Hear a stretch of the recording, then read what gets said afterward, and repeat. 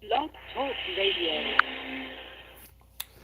Welcome to this latest edition of the Real Deal Podcast, The Wire Remix Season 1, Episode 2, The Detail. I'm your host, Cyril Gerald-Quinn, taking you for another episode, breaking down another episode of The Wire. Of course, last week we did the pilot episode, The Target. But unlike last week, I am joined by a special guest, co-host, a guy who loves The Wire as much as I love it, if not more. One Robert Sapp. How you doing tonight? Doing well, doing well. Appreciate that. Yeah, The Wire's a great show. Can't wait to talk about it. Um, Again, we want to kind of take your mind off what's going on out, out in the real world with, with some entertainment, some fun, some jokes. But on a serious tip, everybody out there, be safe. Listen to the health experts. Listen to your doctors. Don't listen to your president. but be be safe out there. I know it's getting serious, and it's been serious, but it's amping up even that much more. And again, I hope to take your mind off this this time that we're going through, which seems to be like an alternative universe. But we'll try. We'll get through it. Rob, you wasn't here with us last week, so we have categories in terms of, and we'll get to the categories in terms of MVP of the episode, uh, key scenes. But we're gonna open with the opening scene. This episode, of course, was season 1, episode 2. This episode was directed by Clark Johnson, who would later play Augustus Haynes in season 5, and he directed the first 2 episodes. He directed the pilot episode, and of course, it was written by David Simon and also Ed Burns, of course, who would be the main guy for season 4 with the kids. So the opening scene, the detail goes into their new basement, their new digs, which is I like a shitty basement, to say the least. They go into the new digs, and before they can even get settled in, Presbeluski, who we will one of the new characters that was introduced in this episode, shoots accidentally shoots his gun through a wall into a wall, and at that point it was like, yeah, welcome to the detail. Um, so what were your thoughts, first of all, on the new digs, and then this guy Presbeluski working with the detail? Yeah, yeah. It's like watching this episode. It's the first season's wild because I always think about like how I was initially introduced to The Wire, and The Wire came out like right at that time. Well, I think it's like what freshman year of college. So we Nah, there's a lot that was I was going on. graduated. It came out '02, so it was my graduation year. '02. Yeah. Oh, okay. Yeah. Yeah. Okay. So, anyways, so there was still college. This college. Yeah, it's So college, there was yeah. a lot going on. Right. Um, and now that's right, 2002. I was thinking 2001. Um, so there was definitely a lot going on with me during that time. So my brother was the one who introduced it to me, and I just remember him describing the show, and he was like, "Yeah, there's these cops, and they're like a bunch of f ups. They're like drunk and stupid, and they have to investigate like drug crime." And I was just like, "Man, wow!" And then I watched this episode, after the series has come to the acclaim that it's come to. But whenever I watch the first season, I'm like, "Yeah, that was an accurate description of the show, especially those first few episodes. It was just like everybody was just a screw up. This was a place for the rejects, and nothing, uh, nothing's more emblematic of it than Presbeluski just shooting the wall just because." So let's get to the lineup. Let's get to the detail, and it was that was a perfect title for this episode, the detail, because you had because I was laughing last night watching this episode because I was like, just it just brought me back to how this detail evolved in terms of just how they got started. I'm like, this is how it looked at first, which is hard to believe. You have, of course, Cedric Daniels, the shift lieutenant, McNulty, Kima, Greggs, Herc, and Carver. And then we get introduced to Lester Freeman, Signor, and Polk and Mahone. Now, Polk and Mahone were the two older cops who, you know, according to Cedric Daniels, hadn't made a case between them in 10 years. One would turn well. We'll get to this later, but one of them, of course, would end up having a drinking problem. But this group was, I mean, you talk about the Devil's Rejects, and I'm like, damn, they really start. I'm like, I forgot, I forgot when I went back and watched it. I forgot how deep they were. First of all, how many people they had, and then forgetting about these two cops and Santangelo as well. He was a part of it. I forgot how many of them were there, and these two older cops who were just, taking up space. You had again, not quite the '99 Cleveland Browns, not quite an expansion team, but just a lot going on. Just a bad mix of like, even with McNulty being as good cop as he was he was a drunk and a road cop, went on his own. I would say the only study force, the only studying hand was Greg's early on. I think Greg's was probably the most consistent and the one that you would trust if I was Daniels. Well, that, I mean, yeah, I was gonna say Daniel, but yeah, yeah. So that like that's the point of the episode. That's the point of actually the entire show. When you think about it, it's like this wasn't supposed to succeed. This is the reason why that group is together is to make it as less likely to succeed as possible. Like they don't want a good case. That's not the point of this. Like later in the episode when Daniels is talking with his wife, she kind of like, I know we're gonna get to that. Yeah, we'll get to that. I'll save a little bit for that for there, but that's it was a group of misfits for a reason. So Daniels, to his credit, was able to somewhat salvage this by getting he made a trade. He made a trade. I give Daniels was doing the GM thing even back in 2002.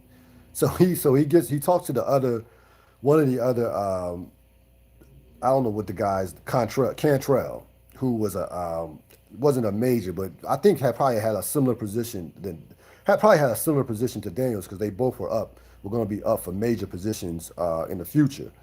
So he basically says, listen, this guy Presbeluski is such a fuck up. You have to give me Signor. Like you have this is how bad of a fuck up he is. If I'm taking your worst, I have to take if I'm taking your worst, I have to take your best as well.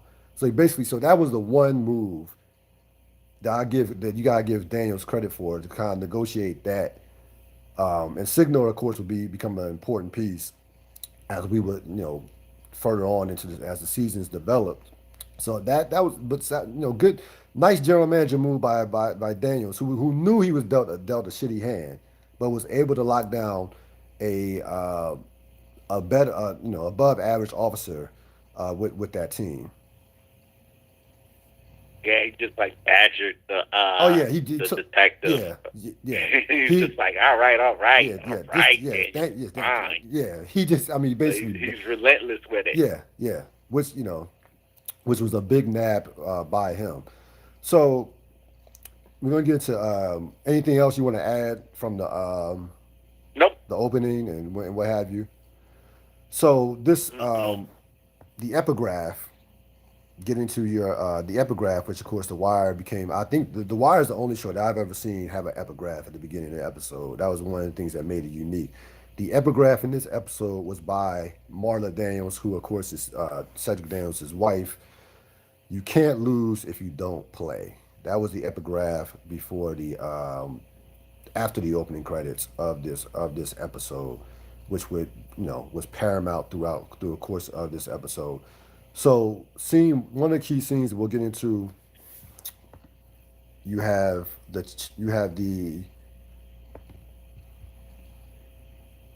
chicken nugget scene, which became one of the more famous scenes of this season.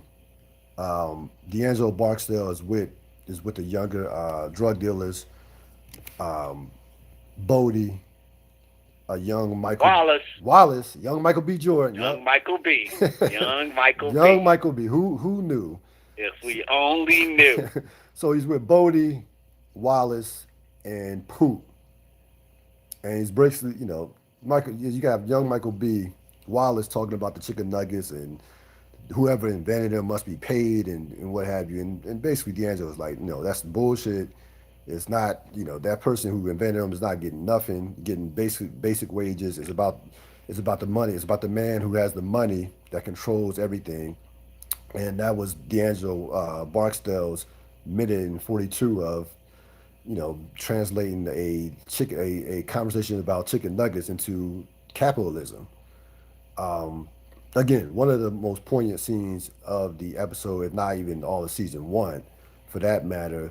What was your thought in terms of how he broke that down to Wallace and company?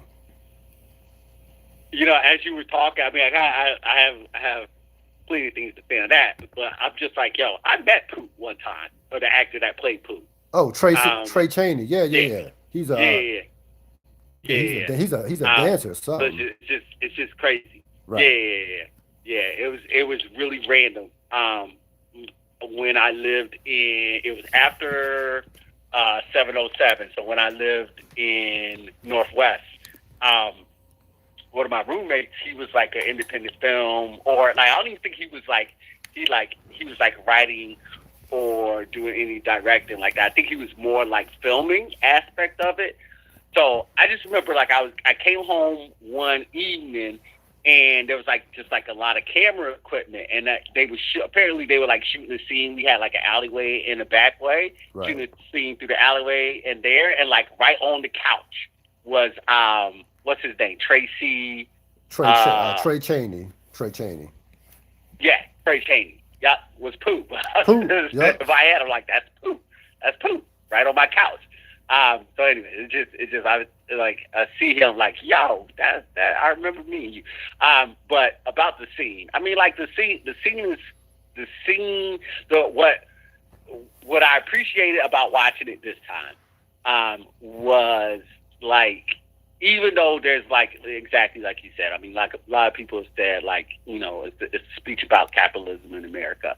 But what I appreciate about how it was written was it was as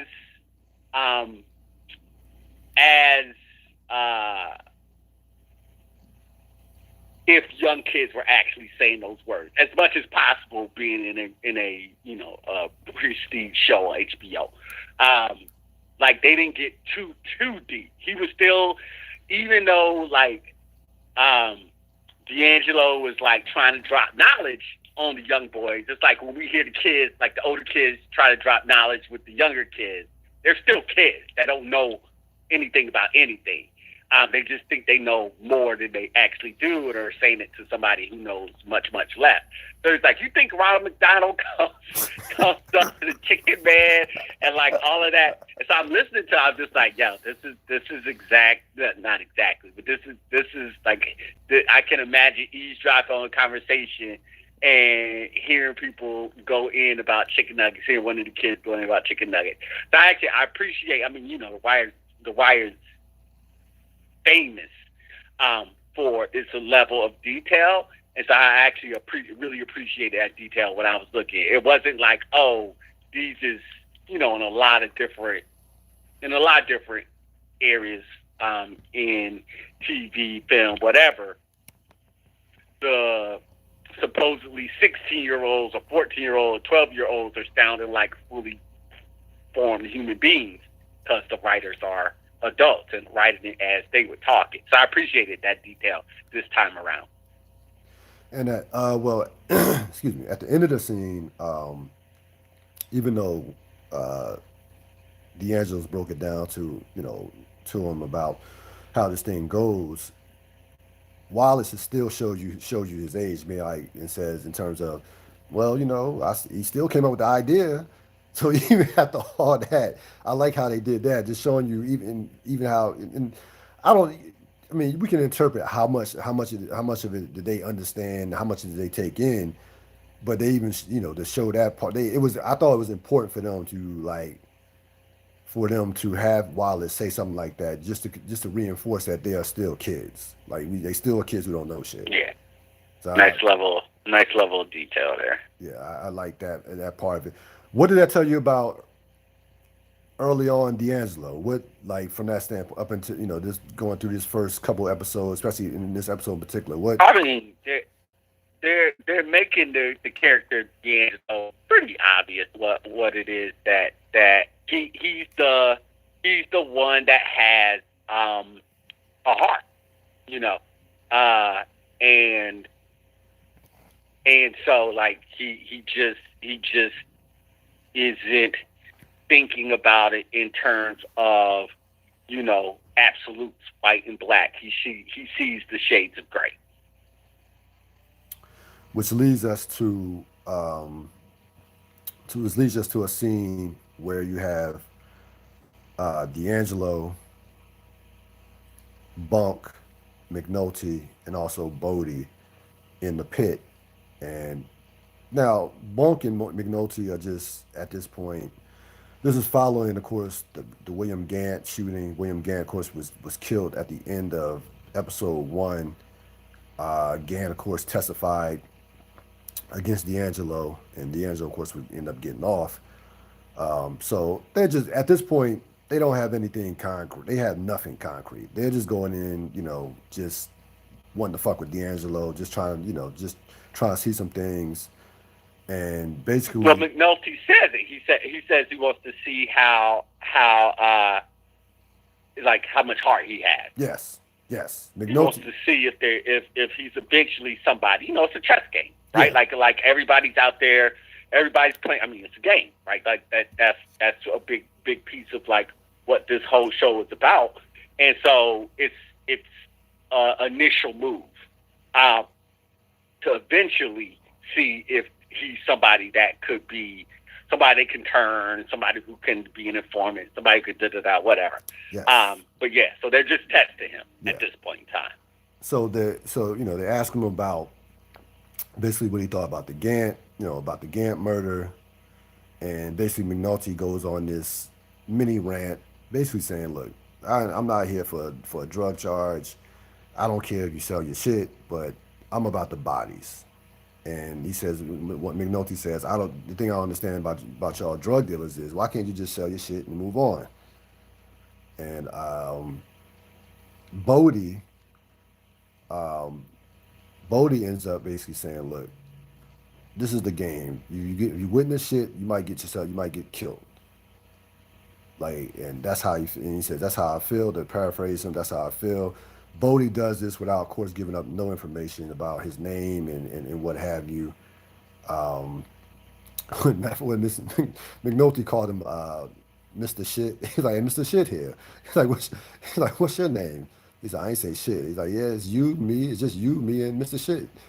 And Bodie just walks away. Bodie walks away, takes Poot and Wallace with him, calls them to walk away. And of course, they weren't right. They weren't directly in the scene, but I guess they were like a couple steps away. So he calls them, and they go about their business. So you're left with just McNulty, Bunk, and D'Angelo. And D'Angelo is going through. D'Angelo really hasn't fully. They can tell at this point. I feel like McNulty and them thought that they like, okay, maybe we got something here in terms of this is somebody who we can come at. And they end up taking him, end up arresting him. Now with this, McNulty accomplishes a couple things. Number one, he sees number one that he's not going to get anything out of Bodie, so he recognizes Bodie as a soldier. 2, he sees, and I don't know at this point he didn't know who he was, but he sees a couple trucks. In one of the trucks, with Mercedes trucks, Stringer was in. I believe Stringer was in. Weebay was in one truck. Stinkum was in another truck. So those enforcers were in 2 separate trucks. So I'm sure in McNulty's mind he's thinking that, hey, whoever's in these trucks is somebody important. So we accomplished a couple things in terms of making some noise here, drawing some attention. Uh, what were your thoughts? Um, so I think a couple of things. One is like there's an important part that happens in there when Bodhi's walking away, and Bodhi he basically says he's like those people that are witnessing, that spend their time witnessing stuff, got out here. Yeah. And he's like, it might sound a little bit harsh, but that's how it is out here. And so I think there's a couple important parts about that. A, he was just letting, like that was a subtle message to D'Angelo, and just kind of like letting the audience know, or just like orientating everybody to like, the realities of what this world is. And so like that, I think that I put that as important as the chicken nuggets thing. Those words right there. And then I think secondly, you gotta remember, like we have a perspective of seeing the entire series run out, but at the point in time in which we're interacting with the characters in the show, they don't know anything but the information that is in front of them. So the Mr. Shit comment was hilarious, of course, but also it's like at this point in time, Bodhi's nothing to them. Right. They don't know him or anything. And so it's just like, and then like you get the scene later on with everybody with the three in the project. But it's just the point being, like, at this point in time, these are just a bunch of project Negroes to everybody here. And they're not necessarily assigning them the sophistication that is there. The only one who kind of sees it, to your point, is McNulty. He could kind of see how sophisticated the operation is, or at least he respects what it means to own, quote unquote, own that property, own that share of the drug trade, and what it must have taken to accomplish that. And so, to answer your question specifically, when he sees them over there, in very nice vehicles, kind of like everybody coming over and acknowledging them in the cars, which is much different than them just walking up on the crew sitting on a busted couch out in the middle of the project. He can recognize, okay, it's consistent with what I know of Stringer Bell and them. That they're big time in terms of the drug trade in West Baltimore at that time. Yeah, I want to get back to that point you made about the witnessing in terms of like when Bodhi said what he said, because that definitely was the most important thing that was said in that scene from a standpoint of it's tied. You can kind of tie that into the epigraph. You can't lose if you don't play, because Yep. what happened? William Gant testified and he got shot. If William Gant doesn't testify, he's still alive. So that is a direct tie-in from that standpoint. When Bodhi said that, when Bodhi makes that statement, so they take D'Angelo in. Again, they have nothing on D'Angelo whatsoever. Um, they take him to the interrogation room. Even before they get into the room, they run it by Daniels. Daniels is like, basically, why is he here? And McNulty goes and tells him who he is, and basically we're basically going to make a run after, try to see what we can get out of him. Daniels, of course, is skeptical about it. He makes McNulty and he forces McNulty to use Kima, or to at least Kima to be present in the interview room. Of course, McNulty, because at this point, through the first episode and a half, up until this point, there's zero trust between the two, between McNulty and Daniels. we already went over a lot of that stuff, of course, on episode 1 when McNulty was running his mouth to the judge, and got him in hot water with with everybody, Rawls and Daniels and what have you. Um, the integrate they go in they take D'Angelo in, and this scene was just that interrogation was so good that when I first saw it, so basically they showed D'Angelo, they ask him about Gant, and they basically plant this guilt trip on D'Angelo by showing him pictures of who it turned out to be Bunk's kids, his 3 kids, had D'Angelo thinking that these were William Gant's kids, and made William Gant out to be this guy who's volunteering in the church. He's got 3 kids, a working man, and basically, I mean, this was a master class in interrogation, and that I like that. Kima had no part of it. Part of it, she was just standing to the side, and rightfully so, because the rhythm that Bunk and McNulty had, you can tell they had been doing it for a long time. You could tell they were partners. It was beautiful to watch. I mean, again, when I first saw it, I thought that those were Gant's kids. Like I had no idea. Like how they did that, the way they did that interrogation was masterful, and they end up getting to a point where they get D'Angelo to write a letter, which again, this goes back to what you said, what you mentioned about D'Angelo and his heart, and his not being that we knew his heart wasn't all in terms of the drug game, but this definitely speaks to that. What was your thoughts on that interrogation scene? Well, all right. So they they're hustling him. They're playing him. They're trying to test him and see where the weaknesses lie. Like that, the analogy of this being a chess game comes into play. I'll get back to to that specific scene in a second, but because you bring up like the line, you say the word. I'm an English lit major, and it's still this one challenging. The epigraph. Epigraph. So you bring up the epigraph, and the reason why the epigraph is important is because it not only tells you kind of like the tagline of a story, or at least this is why it's important to me. It not only tells you kind of like the guideline, the tagline of the story, but it also gives you kind of like the emotional like beat of like what is going on. And so the reason why I really enjoyed this scene, like you enjoyed this scene, is there's a very initial kind of like level of like, this is what we do, right? Like this is the routine.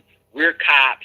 We're homicide. You're potential perp, or you got off, or whatever. And so this is the rhythm and the routine that we do, which is very cool and very entertaining. We'll see it happen with McNulty and Bunk many times over the course of this season, other seasons. But going back to that epigraph of you don't say it one more time. You can't lose. You can't lose if you don't play. You can't lose if you don't play. That is kind of like the drumbeat of what McNulty is saying about the witness, right? And it's like in one instance we can get on D'Angelo and be like, oh, he's not hard enough, he's not built for this. But again, that epigraph is telling us like it's deeper than that. You got to look deeper than that. And it's like, if we don't all play the game, if we don't all get in there and like for real get in there, then what are we doing? Then everybody loses, right? And so it's like, the joke is with Bunk, and I found like watching this time around, the joke with Bunk is like, Bunk, like stop picking up the phone. You can't it's not your turn. But constantly McNulty is the one who's always, in this episode, the judge even talks to him about like, oh wait, no, that was the first episode. I watched both of them back to back. Okay. The judge talks to him about why are you in the courthouse, like, right? So, but anyways, McNulty is constantly giving an ish, and everybody's always questioning him questioning him on that. It looks like arrogance, and it absolutely is arrogance in a lot of different ways. But it also is him saying that if I don't play this game, then nothing happens, right? Like if he doesn't care, if he doesn't keep pushing, like, hey, a witness got shot. Hey, a witness got shot. Hey, a witness got shot. Let's talk. Then nothing will ever happen. Justice will never ever be done in his mind, and I think in the show creator's mind, which is why that epigraph is important. And to your point, why each and every epigraph is important, because it's the heartbeat of the episode. Well, this is why, and that's why, to your point about McNulty is the absolute. He's the opposite, polar opposite of what the epigraph it says is speaking to. The absolute polar opposite. He's, like you said, he's constantly playing. He's constantly throwing his, I'll challenge you a little bit, just in terms of, I don't think the epigraph at the beginning of the episodes is a definitive statement. I think the epigraph, I would argue epigraphs in general are rhetorical questions, things for you to contemplate, think about. No, it's but it might be phrased as a definitive statement, but it's not a definitive statement. So I agree with you in the epigraph said something like, hey, like if you don't play, you can't lose. But they also flip around with like what the saying actually means. If you don't win, if you don't play, you can't win. Let's put a bookmark on that, because I'm gonna get back to that later in the episode. Yeah. Let's put a bookmark on that. So they end up having him write. Levy comes in, Maurice Levy, and basically says, Levy's like, what the hell is going on here? Like you have nothing. He smacks D'Angelo in the head. It's like, I keep telling you people, like, not to shut up. So that was hilarious. I forgot about that. I've got many times that I've seen that episode, seen this series. I completely forgot that he smacked D'Angelo in the back of the head as they're walking out.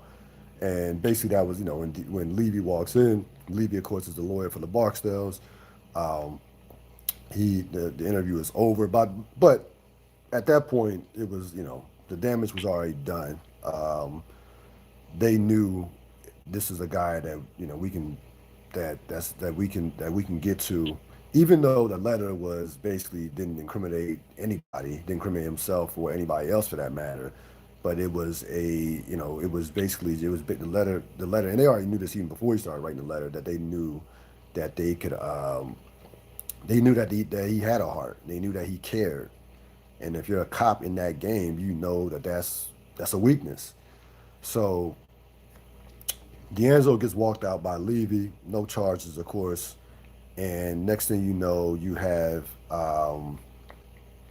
the family scene with, you have the barbecue scene where you have Avon and company and Stringer and family. It seems like it was a family bar. It was a family indoor barbecue or whatever, what have you, a family gathering. Avon's there, of course. Stringer's there, and a bunch of, I'm assuming to be family members, close friends and family. And Donette, we first meet. We get introduced to Donette, D'Angelo's girlfriend. He brings her along with his child, and Avon, of course, pulls D'Angelo aside and basically, gives him, an earful in terms of what, why are you writing? We did what we did for a reason regarding in terms of the William Gant shooting. Avon in that scene never admitted to D'Angelo directly that we had him killed. He basically said, whatever we did, we had a reason for doing it. So that, to me, that he says that in the scene. And of course, similar to the first tongue lashing that Avon gave D'Angelo in episode 1, he walks away. It ends on good terms. It ends like, hey, basically, I still love you. Let's get somebody. In episode 1, it was like, I still love you. Don't walk away like that. You family. Gives him a kiss on the head. This one is like, all right, man, come on, let's get some ribs before they eat all the ribs. And I thought, and I said this in the first episode, that his love for D'Angelo was a weakness, one of very few weaknesses that Avon had, was a weakness. Was could be seen as a weakness. What was your thoughts on that exchange with Avon and D'Angelo? But I mean, you know, family. Like he Yes, even says, like when he's passing D'Angelo's son. son to to whatever lady that was grabbing him. That he's like, yo, you trying to take my little soldier away from me.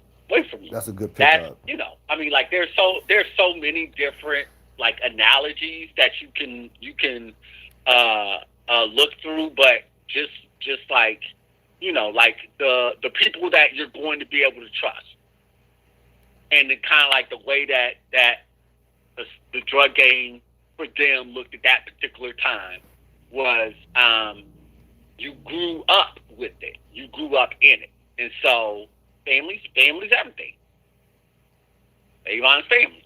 I mean, D'Angelo's family, and he trying to school him to the game, Yeah, yeah. as we know.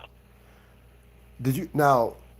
I'm glad you brought that up as far as because that was something that I did not pick up on when many times I've seen it. The you taking away my little soldier. I did not think about Mm-hmm. that until I watched it again last night. Now I might be reaching what I'm about to say. It might be reaching a little bit, but I'm gonna ask you: do you think in Avon's mind he's already thinking about this young boy, this little boy, going to get into the game? Do you think he's already? Do you think that's going through his head, even though the little boy is just like basically 2 or 3 years, only 2 or 3 years old? I think that's definitely going through the writer's head, which is probably the more important thing. The people who are writing there, and then I think if I'm just looking at the character of Avon, this is how this goes down. It's passed on generation to generation. My father, your uncle, your cousin, everybody's involved. His sister's involved. Like it's a family affair. So of course, there isn't a like that group, their mentality, right? Because then I'm about to skip ahead to season 3. Um, that group, that mentality, right there, what they're saying, it looked like in their particular viewpoint from that particular part of West Baltimore. Not trying to make it countrywide or anything like that. That group right there, it was definitely a family affair. Right. It was definitely a family affair. Everybody who was the reason Barksdale is a name is because Barksdale is a name. Like it's family. It's the whole entire unit. Kind of like, the mafia family, Gambino, whatever. Yeah. Um, it's you're in it. You're part of family. The Wire does a lot of things. The one thing that you don't hear the characters who are in the drug game saying a lot, probably outside of D'Angelo, is you shouldn't be doing this. Nobody says No, that a no, lot. nobody, no, And nobody's saying no. Nobody, nah, you shouldn't be doing it. there's no just say no, Got some- no, not at all. way, Yeah. way until we get to season 4, and that's what makes that moment so powerful. So They don't hear you could be doing something else. right, right. No, they didn't know. That was not in the Barksdale households or wherever. Right. No, That's at all. that's not a message that is being So, given. so you have Bubbles. I'm gonna get into the Bubbles with the red hat scene. So prior to that, you have Kima, Herc, and Carver on the roof. Now, Kima, we all know that Kima pulled Bubbles in as her. Bubbles is her snitch, her CI. Um, Mhm. she's on the roof with Herc and Carver, basically, and tells them, "Listen, take pictures of anything, take pictures of anybody that Bubbles interacts with. He's in the pit, and you have Weebay down there, Little Man's down there. I think Savino. So basically, a bunch of Barksdale soldiers are down there. And Bubbles, of course, has his red hat. Anybody who he puts a red hat on, they're in the game. There's somebody that needs to be, There's somebody important. Now, before you even get to that, you had Herc and Carver. You had Herc mainly, because I want to get in Herc and Carver. Herc basically complaining, saying that, hey, telling Carver, look, you think that Kima thinks that that she's better than us? I don't see. Basically, he says, I don't see no fucking stripes. Um, Carver is basically semi ignoring him, but hears him enough. He keeps talking, basically tells him like, "Look, shut up. I'm gonna take these pictures." And he begins to take pictures of as Bubbles starts to put the red hats on Stinkum, um, Weebay, and Lil Man. That really, I think that was kind of like the beginning of the whole. We don't get no respect. Nobody pays attention to us in terms of Herc and Carver, and I got the sense that it was seemingly more Herc than anything. What were your thoughts on the scene, and what were your thoughts on the whole Herc Carver dynamic? Yeah, yeah, it's definitely the beginning because this is episode Episode two two, of the yes. first season. So nah, it's definitely the beginning. And so I mean, like we know what they will look like as fully formed characters. So they're dropping the initial kind of things of who of the parts of who they are. I think the overall point that you notice, and I'm trying to take myself back to like why I said front, is that these guys are not intelligent. Like they're not cop savvy, street savvy detective. But even in getting there, I'm probably thinking at the very least to the end of the season. So I'm trying to put myself right back. All right, this is episode 2. What would I be thinking about their relationship? They're not smart. Yeah. They're just goon detectives, basically. Yeah, Or goon cops. yeah. And again, this was, and of course you have not Herc. You had Bubbles taking pictures. He gets the pictures and gets that was the first major opening into, I feel, into the Barksdale. That opened up things into the Barksdale organization. Like, all right, we finally got some photos. We don't have names yet, but we got some faces. Uh, Kima, uses Bubbles, or not uses Bubbles, but Bubbles.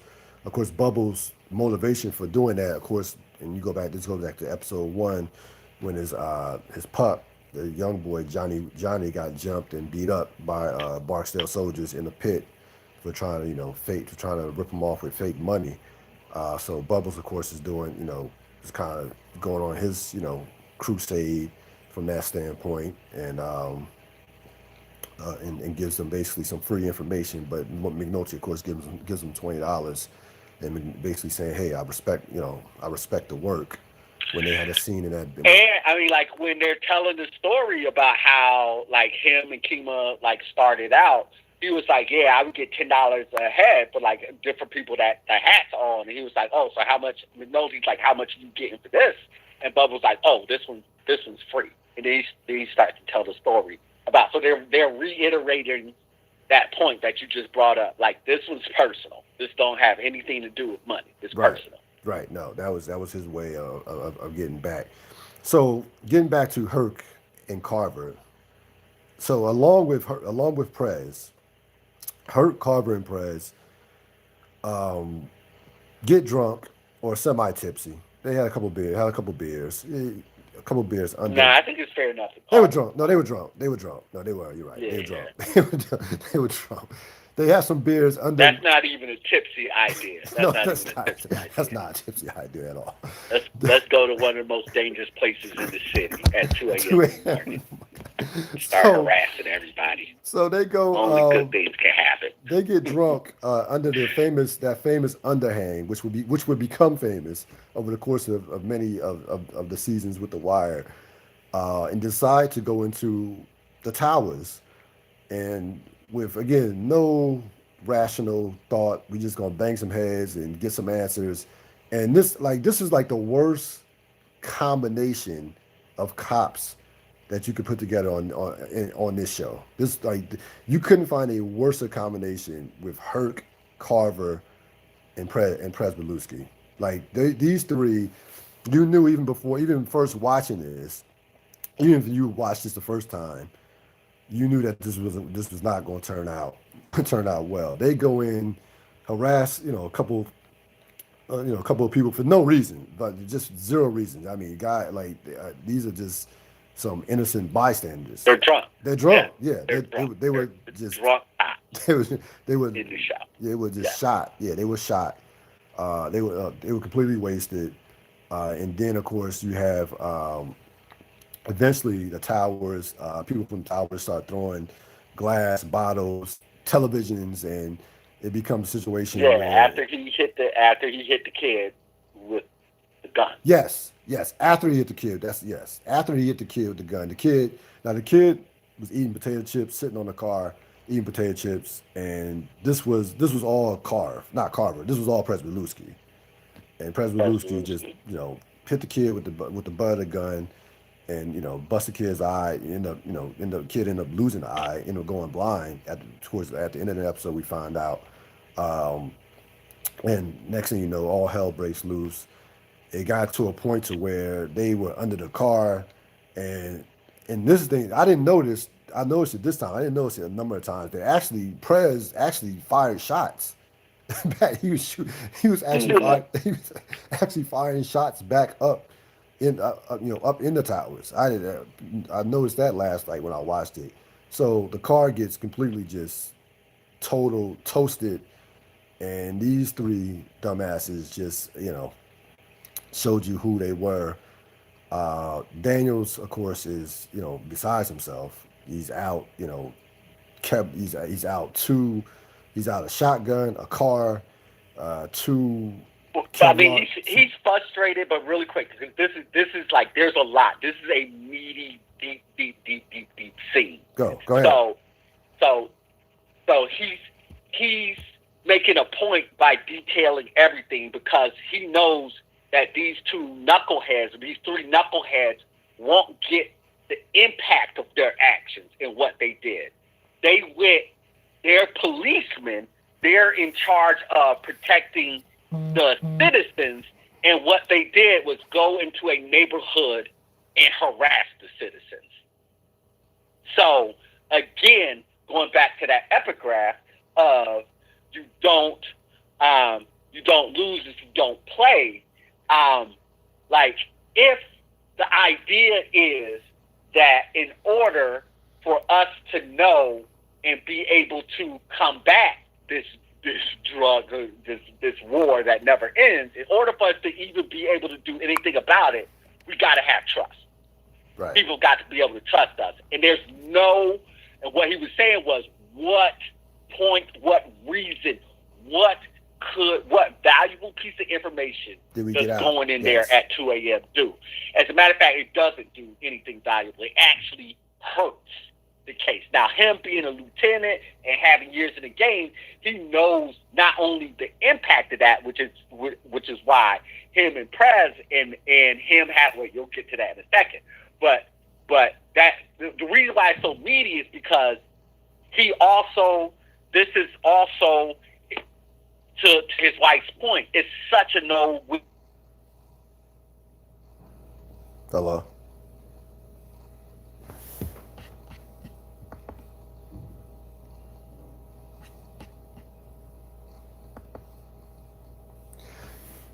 Let's see if we can get Sat back. Yeah, so it was a no-win situation for them to go into the towers. They had nothing to gain at that point. They're drunk out their minds. They had no established relationships with anybody in those towers whatsoever. None. Like they had no. They had Kima has bubbles, okay, taking pictures, right? They have nobody that they know that be willing to talk to them, be willing to share any piece of information. So it served like zero purpose for them to go into that. It serves zero purpose for them to go into the towers. Serve none. And I think Daniels is frustrated on so many levels. And Daniels is frustrated on so many levels because he knows that they first of all he knows that he's going to have to work with these. Welcome to Blog Talk Radio. Please enter your host PIN. When finished, press the pound key.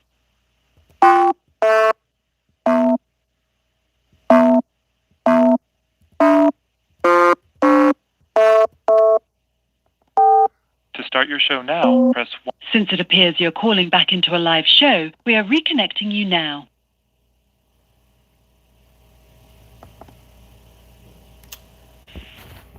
Yes, Rob, you back? Yeah. Oh, okay. Can you hear me? Yeah, I can hear you. Go ahead. Okay. Now, I heard everything you were saying, and I was talking like we could hear each other, and then at some point I realized, oh, wait, there's no... Oh yeah, my line, my line had dropped. I had to reconnect my line too. So when I couldn't hear you, then I could hear you. I could hear everything you were saying. So yeah, no, I heard everything. I just realized, let me try to hang up because we can't hear each other. Yeah, I think you were talking about that there was nothing. Yeah, there was nothing that was gained. No, there was nothing that could be gained. I also think that he was trying to send a message to them like, I'm not going to tolerate this shit. Like this is not how this unit is going to be ran. I think he was trying to send a message to them from that standpoint as well. Yeah, absolutely. The last part of it, he drills Presbeluski about the kid. First of all, I love how long it took them to admit they were not going to give each other up. Like they were not. And I think that was very intentional. And that made sense. Yeah, it made sense. And again, I love the subtlety and the attention. But also, neither Hurt nor Carver were putting their hands up and being like, "I did it." No. They weren't going to take the bullet for him either. No.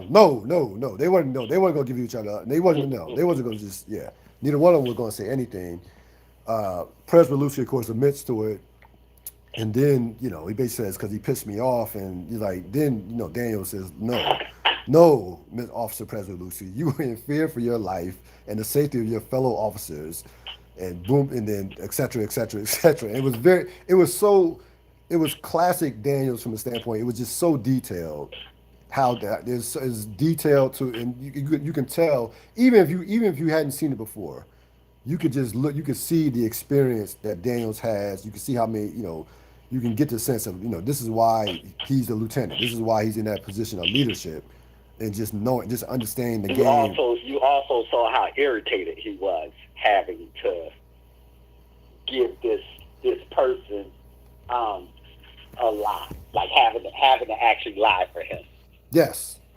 To give him the correct answer to the test at the very least. He was not excited about giving.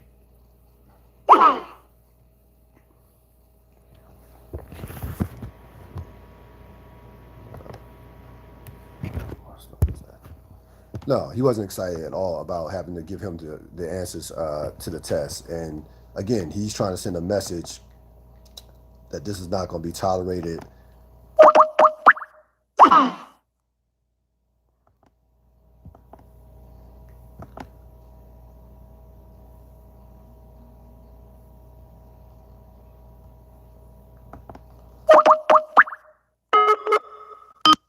Welcome to Blog Talk Radio. Please enter your host PIN. When finished, press the pound key.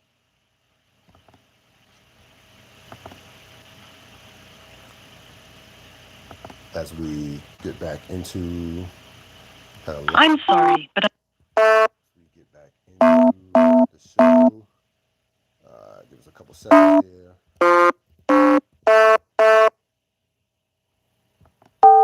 The PIN you entered does not match the PIN you have on file for your account. Please re-enter your PIN.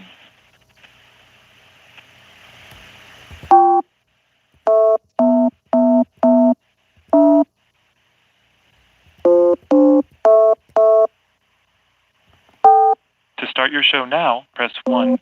Since it appears you're calling back into a live show, we are reconnecting you now. All right. All right. Yeah. So he was not going. Yeah. Ra. Here we go.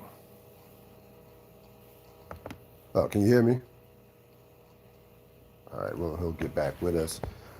He was irritated to say the least by those two, and again, this is something that he did not want to do. He did not want to have to like give that particular speech to President Lusky. He did not want to have to give. He did not want to have to say what he had to say what he said to them. And again, you have if you're somebody in a position of leadership, if somebody in a position of leadership, there's only so much you can do in regards to the people you deal with or the people you have to work with, especially dealing with grown adults, especially dealing with a situation where people's lives are at stake as cops and officers and those positions. It'd be like a military position per se, where lives are on the line when lives can be lost at any time when somebody makes that countless those types of errors. So he's annoyed by that, and again, that definitely was connected to the epigraph in terms of you can't lose if you don't play. That was a situation where they had no business going to the towers, and they wouldn't if they would have just went home and went about their business. There would have been nothing to lose at all. They wouldn't have lost anything. Now you have a situation. Now you have the sense of they calls it. Now you have the sense of the cops are it draws unnecessary attention towards the cops. I'm sure that got back. I'm sure that got back to the people who deal with the Barksdales in terms of that. So it's a lot of unnecessary attention that was drawn to them by those actions. And again, that was one of the worst combinations that you could possibly find. Like that combination of Herc, Carver, and Presbyluski was you can't have a worse combination in terms of you can't have a worse combination in terms of being investigators. Herc, you remember, not only were Herc and Carver bad officers, they were terrible at their jobs. You had Presbyluski, who only reason why he was assigned to that task force was because the only he was assigned to that task force, or the only reason that he was because of the relationship that he had with that he was related with Valchek, and that he was a son-in-law to a major.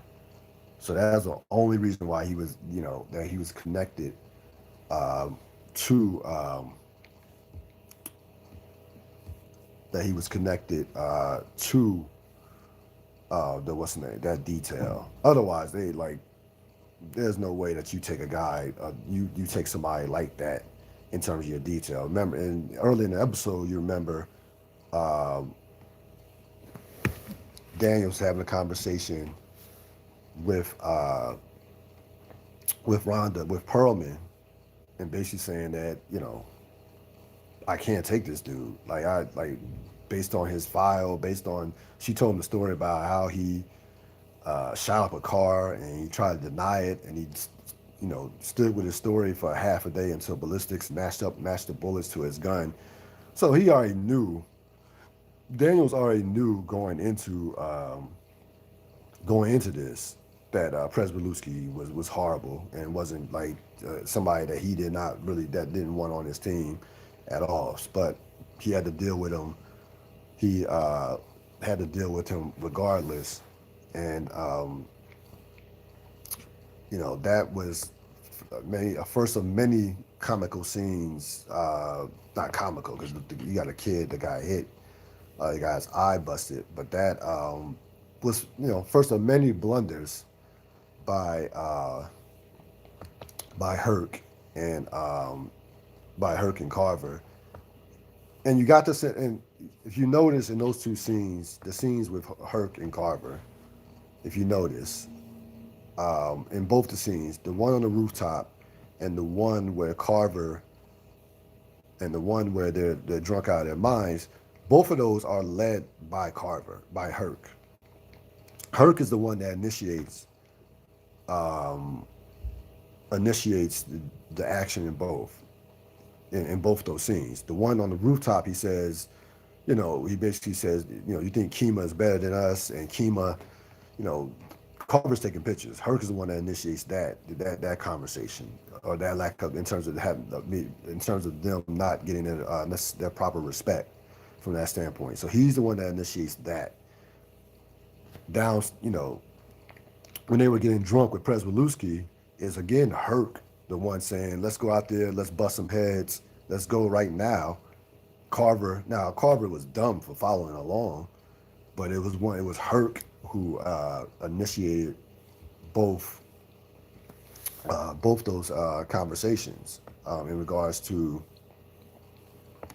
what he was in regards to what was said by in regards to that interaction, that partnership with Herc and Carver. We hope to get Robert Sack back here in a couple minutes. We're gonna go to some. We're gonna go to the epigraph. So the epigraph, we talked about the epigraph. You can't lose if you don't play. So Daniels finds out that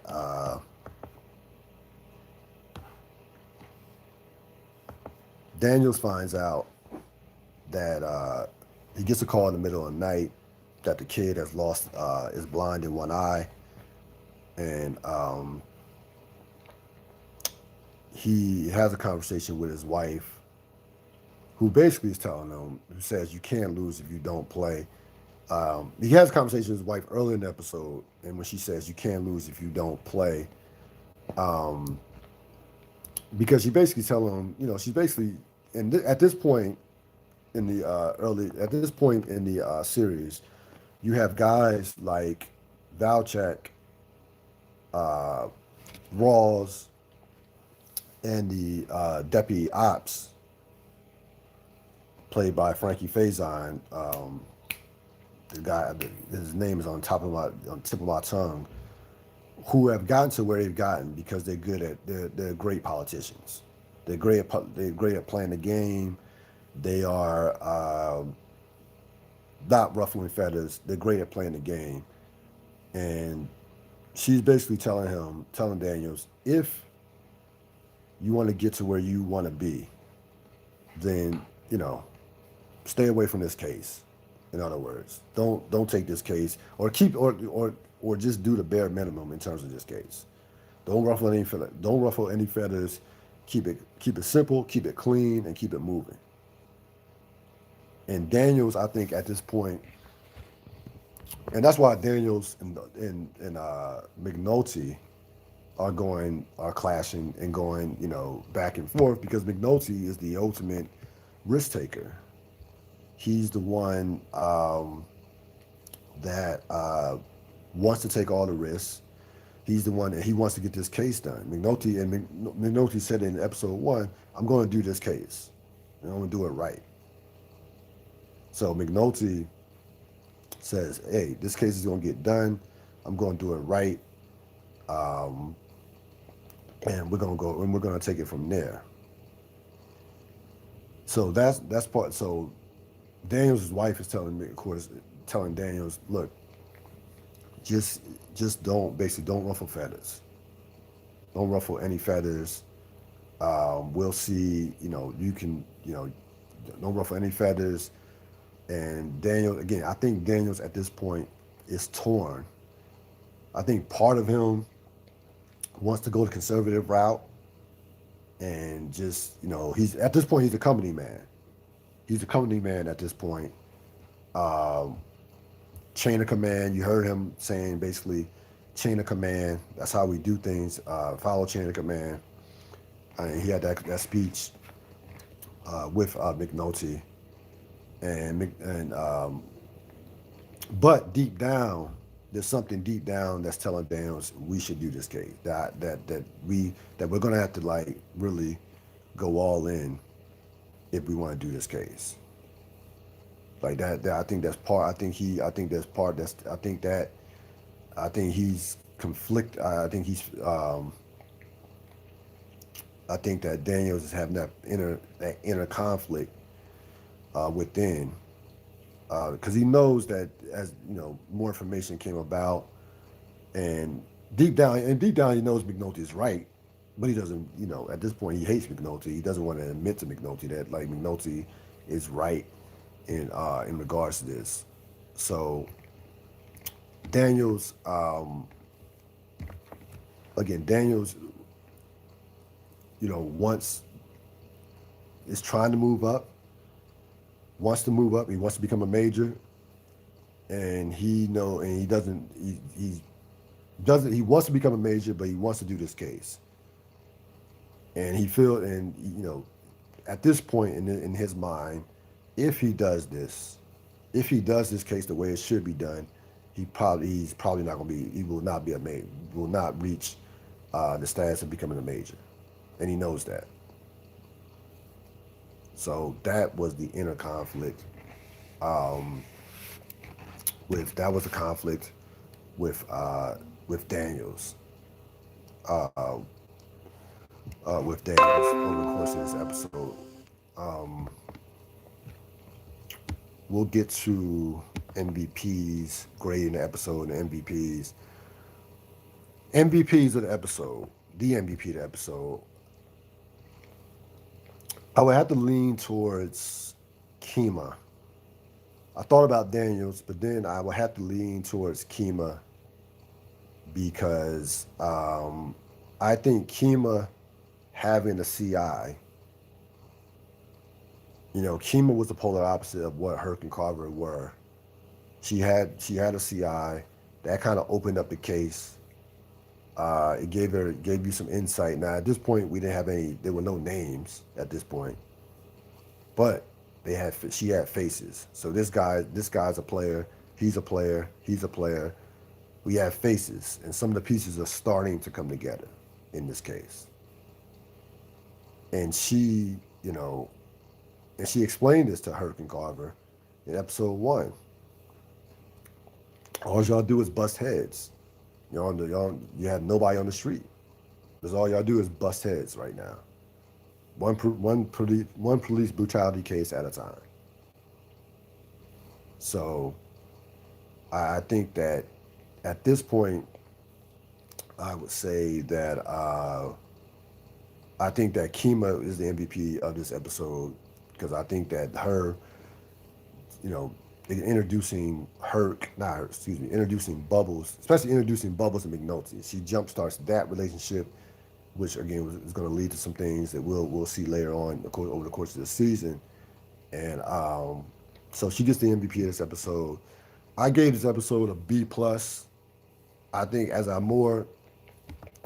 think about it and thought about it, it probably is closer to an A-. It's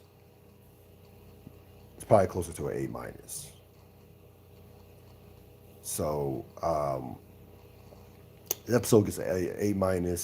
I have Kima as the MVP, and Kima as the MVP, and of course the epigraph: "You can't lose if you don't play." That's going to wrap it up for this latest edition of the Real Deal Podcast, Wire Remixed, episode 2, The Detail. We'll be back next week with episode 3, The Buys. I'm out.